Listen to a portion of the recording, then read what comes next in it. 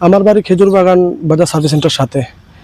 আমি বিগত 6-7 মাস ধরে আমার বোন শিল্পী দেবনাথ আমাকে এবং আমার স্ত্রী দীপা দাসকে ফোন করে, সে কলকাতা থাকে, ফোন করার পর আমার মানসিকভাবে ফোন করে টর্চার করে কি জায়গা সম্পত্তি দেওয়ার জন্য, দোকান দেখার জন্য। তো আমি কইছি জায়গা সম্পত্তি দেওয়ার কোনো আমার তো অধিকার নেই মা, রেজিস্ট্রি উইল করা আছে, যে রেজিস্ট্রি উইল করার মধ্যে যে যে সম্পত্তি তোমার অধিকার সেটা তোমার নিতে আমার কোনো আপত্তি নেই। সে কইছে কি তা যদি না দেওয়া হয়, যে আমার যে প্রাপ্য, মা আমার যে সম্পত্তিটা দেওয়া গেছে ওই প্রাপ্যটা তারা দুজনে দিতাম, শিল্পী দেবনাথ এবং তৃষা দেবনাথের লেখা দিতাম।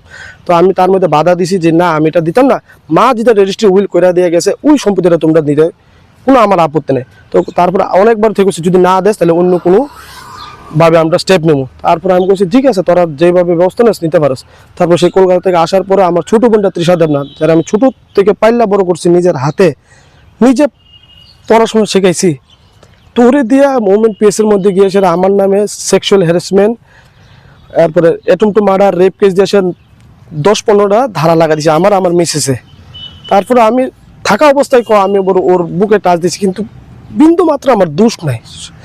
তারপরে আমি 16-17 দিন জেল খাটিয়েছি। জেল খাটার পরে আসার পর আমি বাড়ি ছাড়া আজকে 1 মাসের কাছাকাছি। আমার বোধ 6 মাসে প্রেগনেন্ট। আমি বন্ধুর বাড়ি থাকি, নাইলে আমি শ্বশুর বাড়ি থাকি। আমার 30-35 বছরের মান সম্মান তো পুরো গেছে, আমার লাইফটা বরবাদ করে দিচ্ছে। তো আমি আজকে রাস্তাঘাটে ঘুরতেছি, বাড়ি ঢুকতে পারি না। বাড়ি গেলে আমার নামে আবার সেক্সুয়াল হ্যারাসমেন্ট দিয়ে দিব, নাহলে অন্য কেউ নামে দিয়ে দিব। তো আমি এই ডরে বাইতে যাইতে পারি না। আমি যদি বাড়ি যেতে যাই তারা 4-5 জন মিলে লাঠি দা লইয়া রেখা দেয়। যদি আমি ইন্টারনাল বেলে আইছি, যদি আমি আবার তার সাথে কথা কই, বাঘ বিতর্ক কই, আমার মারবো পিটবো, তো আমি আবার জেলে যাবো। তো আমার মিসেসের প্রেগনেন্ট অবস্থা, আমি এমন কিচ্ছু জানি। আমি তারপর থানা দিয়েছি, কইছে আমার বাড়ি করতে এবার ভাঙচুর করছে। কালকে আমি বাড়িতে নেই, আমি আজকে আইছি শুরু বাড়ি থেকে। কালকে আবার রাত্রেবেলা তারা 4-5 জন মিলে আমার বাড়িঘর সব ভেঙে লাইছে।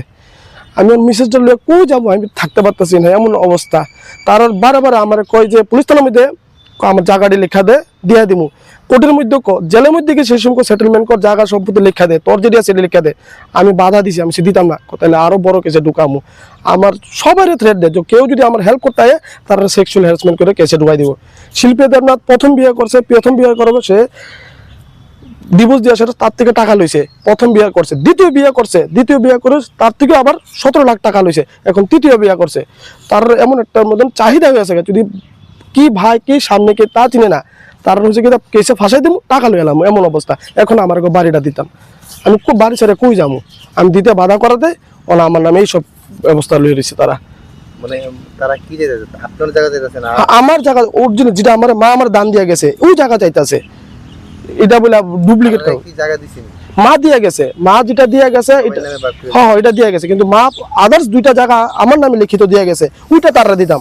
আর প্লাস আমি যেটা নিজে কিনা করছি ওই জায়গাটা দিয়ে দিতাম টোটালি। আমি তারা বাধা দিছি, আমি সেটা দিতাম না। আমি আদার্স জায়গা দিয়ে দেয়, আমার কোনো সুবিধা নেই, আমার কোনো আপত্তি নেই, আমি কাটা দেবেন না। যে সময় করবো আমি জায়গার লেখা সবার নামে আলাদা হয়ে যাবো, কিন্তু না আমার এটাই লাগবে, এটি লাগলে বলে কেস উঠাবো, এছাড়া কেস উঠাইতো না। একটা অ্যাডপ ছোট বোনটা দিয়ে কেস করাইছে আমার নামে, আমার মান সম্মান পুরো শেষ করে লাইছে আমার লাইফের। এখন থানাতে আইছে, আমার বাড়িঘর যে ভাঙচুর করছে, আর প্লাস দোকান সব লাইন কাটটা দিছে, দোকান তালা মেরা দিছে, আমার যা সম্পত্তি আছে সব তন্ন তন্ন করে লেছে এরা। শিল্পী দেবনাথ স্বামী জয়কুমারী চৌহান, তার স্বামী, এই 4 জন, আরো 2 জন আছে তার লগে সাপোর্ট করতেছে, বিশ্বকর্মা চৌহান আর শিউলি চৌহান বণিক। তারা 6-7 জন আছে।